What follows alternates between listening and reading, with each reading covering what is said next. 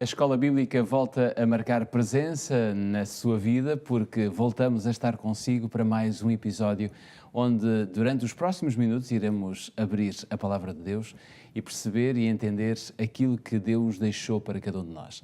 A Escola Bíblica passa no Hope Channel Portugal, passa também na Rádio RCS e se porventura não nos consegue ver nestes dois canais, poderá então procurar-nos, procurar a Escola Bíblica nas redes sociais, Facebook, quer da rádio, quer do Hope Channel.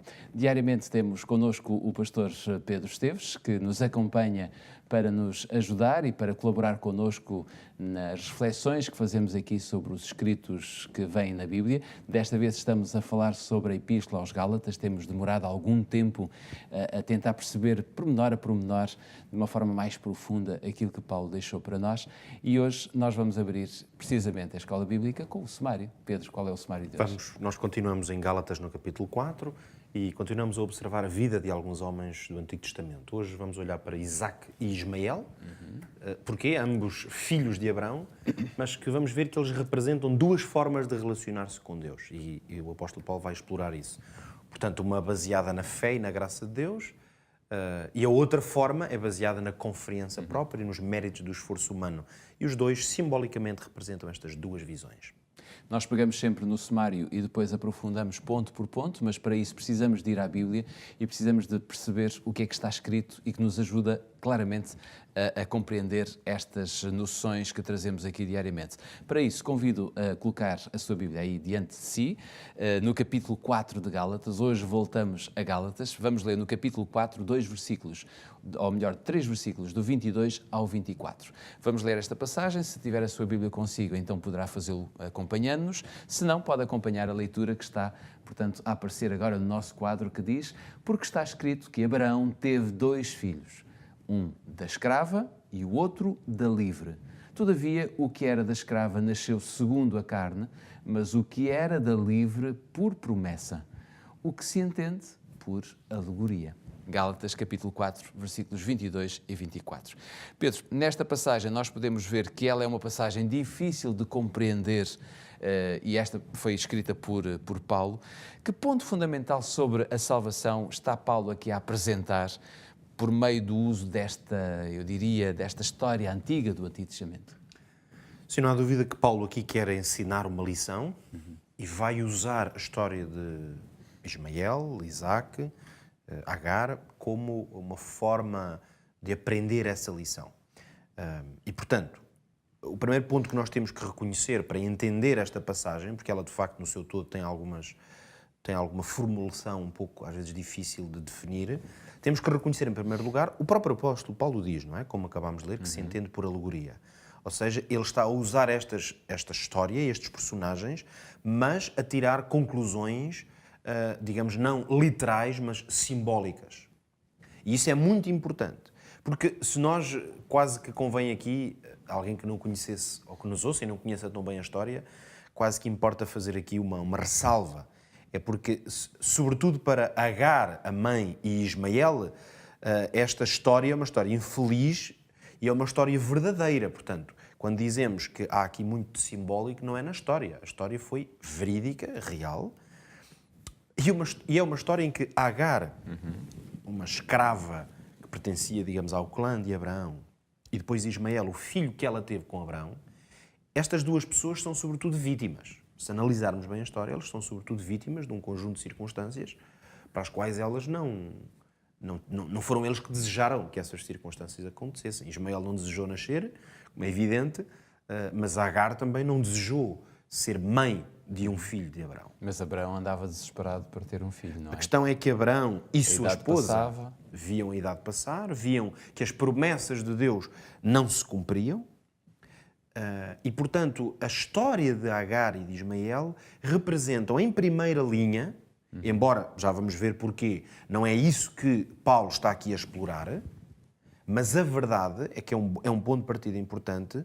Esta história representa, digamos, o fracasso de Abraão e de Sara, sua mulher, em confiar na promessa de Deus. E esse fracasso estava diretamente apontado para Agar. E esse fracasso, Agar vai fazer parte desse fracasso, no fundo. E em que circunstâncias? Vamos rever aqui. A verdade é que, de acordo com os costumes antigos, nos quais o povo de Israel acabou por beber dessas fontes, a verdade é que a sociedade estava organizada de uma maneira de que havia pessoas que de facto eram escravas ou servos. E Agar era uma escrava. Agar era uma escrava, possivelmente tinha vindo do Egito, depois da passagem de Abraão e do tempo que ele permaneceu por ali. Como é que nós podíamos ver o papel de uma escrava?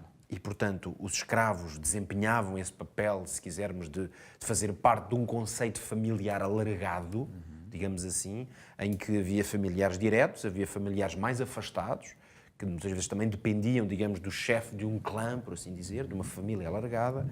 Havia os animais e havia os escravos. Claro que aqui há várias leituras que podemos fazer disto. A verdade é que muita desta escravatura, no fundo, era uma forma destas pessoas sobreviverem. Porque a maneira como a sociedade estava organizada tornava muito fácil pessoas encontrarem-se completamente dependentes ou mesmo sem meio de subsistência.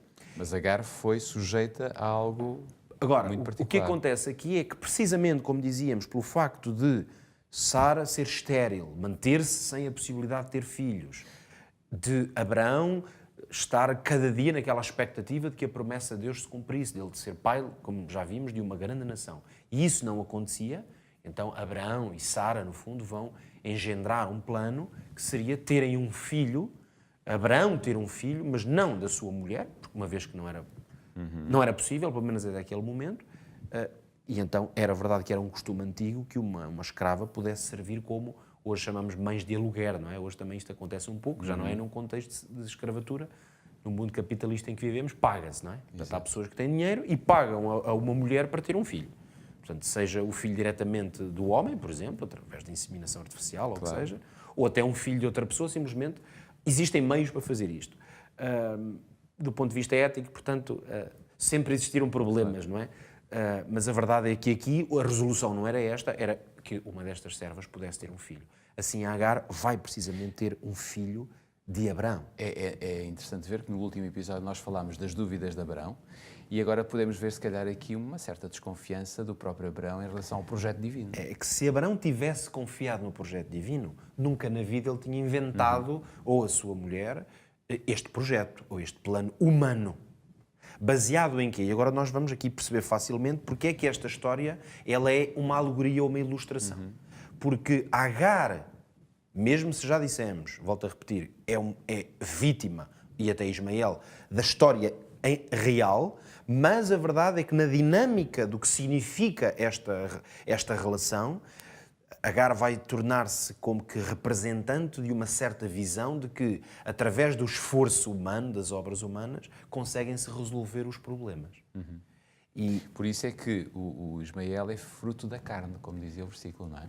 Ora, aí conseguimos agora compreender possivelmente melhor esta ideia de Paulo usar esta história para concluir o quê? E vamos chegar aqui rapidamente à conclusão.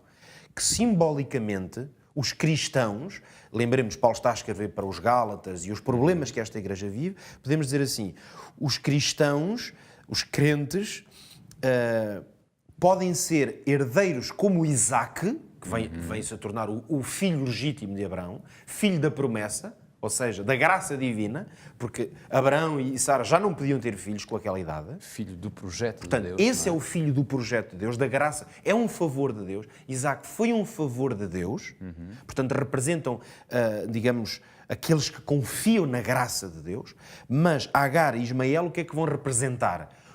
A tentativa humana de resolver os problemas, de tentar que o plano de Deus se cumpra e os projetos de Deus, mas através do esforço humano. No fundo, noutra linguagem, é a tentativa de obter a salvação através do esforço próprio. Nós já só temos tempo para vermos como é que colocamos isto em prática. Ora, hoje. isto colocado em prática é muito simples. Na verdade, nós temos que analisar se não poderemos nós, muitas vezes, estar no papel de Abraão, mas aqui representados pela pessoa de Agar e de Ismael, e se quem sabe nós não estamos, em diferentes circunstâncias da vida, a também causar sofrimento a outros e quem sabe até a nós próprios, porque em vez de confiarmos no projeto de Deus, tentamos conquistar pelo nosso próprio esforço a salvação.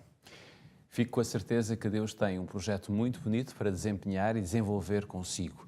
Se ainda não conhece os contornos desse mesmo projeto, então coloque-se nos braços de Jesus e descubra qual é esse projeto. Mas nesse projeto, deixe Deus atuar. Não tente você levar esse projeto por diante pelas suas próprias capacidades. Deus fará aquilo que você não consegue fazer e dar-lhe-á no tempo próprio tudo aquilo que Ele tem projetado para si. Quanto a nós, fica a certeza que voltaremos já no próximo episódio. Até lá, fique bem.